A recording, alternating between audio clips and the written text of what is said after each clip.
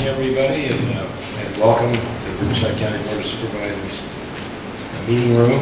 We meet here nearly every Tuesday and take up the affairs of the county of Riverside. Usually meet all morning and into the afternoon, sometimes later than that.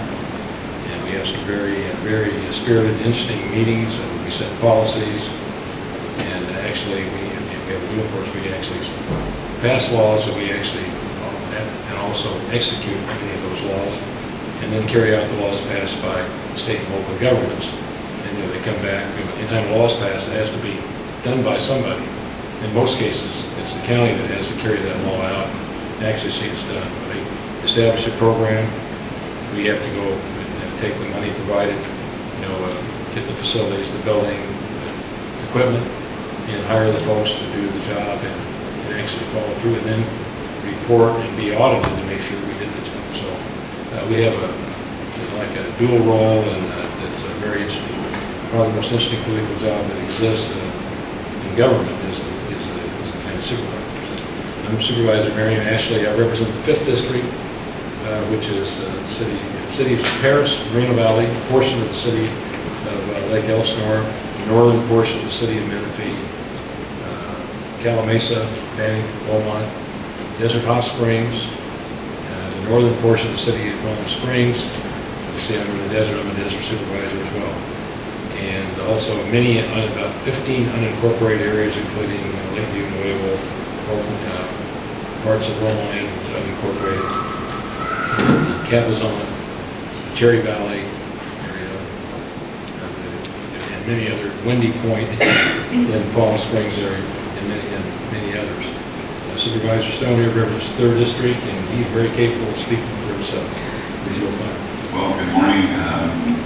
Delighted and honored that you've requested Supervisor Ashley and I to be here today to hear your testimony.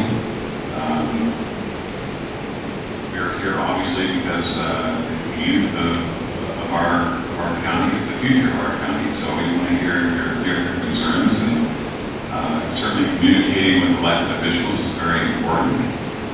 I represent the 3rd District, which is southwest Riverside County.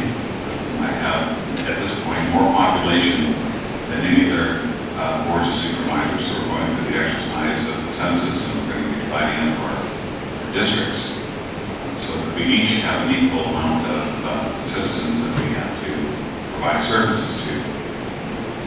It's an interesting job where, in a way, it kind of mimics the responsibilities of the President of the United States, and that we have the executive, the judicial, and the legislative branches of government right here underneath this roof in this beautiful room, where we hear about laws that we're enacting, we hear about executive decisions that we have to make on behalf of approximately 18,000 citizens, and we issue contracts to attorneys that have to represent people in our courts that don't have the ability to pay for defense themselves, the defense which is guaranteed by the U.S. Constitution. So, the areas that I represent 6 cities: Canyon Lake, Menifee, San Jacinto, area, Magdala, Canyon Lake, I can say. Again, some of those representations might change after we get the results of the census. We divvy up county into 5 more or less parts. So my hat's off to you for being here today. Welcome from Washington, D.C., Lori. The weather here is much more conducive to quality of life than what you're experiencing in D.C. And we're delighted and looking forward to hearing from the youth of this county. Yeah, one little correction. He said 18,000 people, employees. We have 18,000 employees. They say Stater Brothers is the largest employer on the employees. Probably Riverside County.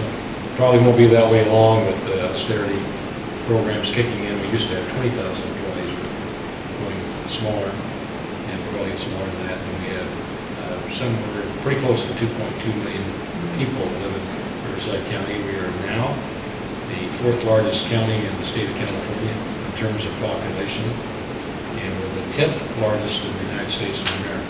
We're the top 10 counties, and we're growing faster than anybody ahead of us with the possible exception of Maricopa County, Arizona, Phoenix, Arizona. Okay, Melanie?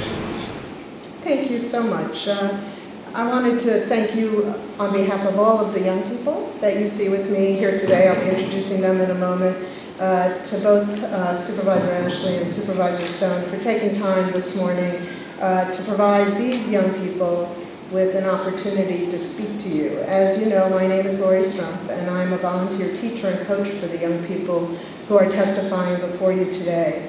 They all participate in youth centers that are located either in Paris, Indio, Lake Elsinore, Hemet, or Rubidoux. And the centers are funded by the Riverside Workforce Investment Board.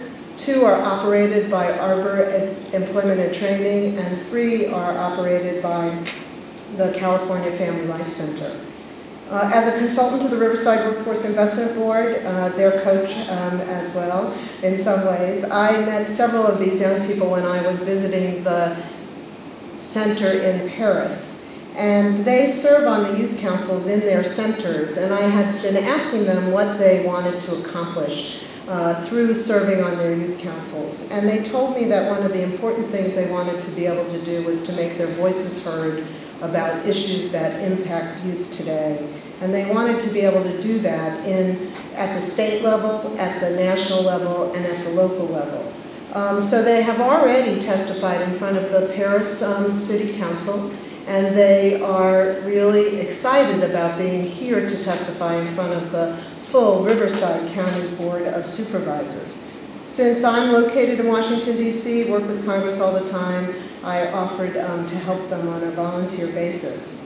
Our entire group is made up of 26 young people. They all couldn't be here today because, thankfully, many of them work because of the centers. Some of them are in school because of the centers, and they could not get off those jobs in school today. But there are 26 young people, and they are aged 16 to 21.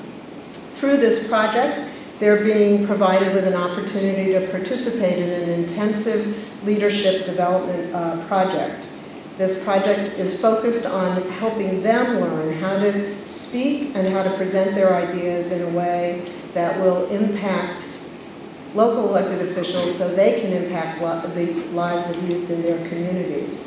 The 26 youth volunteered. Nobody's making them do this. They volunteered to be part of this learning opportunity, and it requires a commitment of a full Saturday once a month. They've been doing this for 4 months now, and we have continued work through the summer. They engage in instruction, they engage in research, and they engage in practicing their presentation and speaking skills. They've been learning about what mayors and city councils do, some of what you just talked to them about. They're very interested in how laws become bills and how some of those things work and operate and who's responsible at what level for those things. So they've been learning about that. They've been learning about how to present those issues. They identified the issues that they wanted to bring forward. They have debated among themselves so that the issues that you hear from them today are not just the person who's standing up, but they've agreed and reached consensus that this is the way we want to talk about this issue. They've written these remarks, and they have selected who would speak on behalf of the whole group. They have a very specific message that they feel will help young people find productive paths in life. And that their focus with that message is on providing more opportunities for all youth with regard to education, jobs, and support to achieve their hopes and dreams. Their message includes the need for more youth centers that have a broader reach, and the need for more resources and political support. And they will be speaking to each of those issues as we move forward. So I want to thank you again for providing these young people with an opportunity to have their voices heard and to learn about the important role local elected officials play in improving their communities.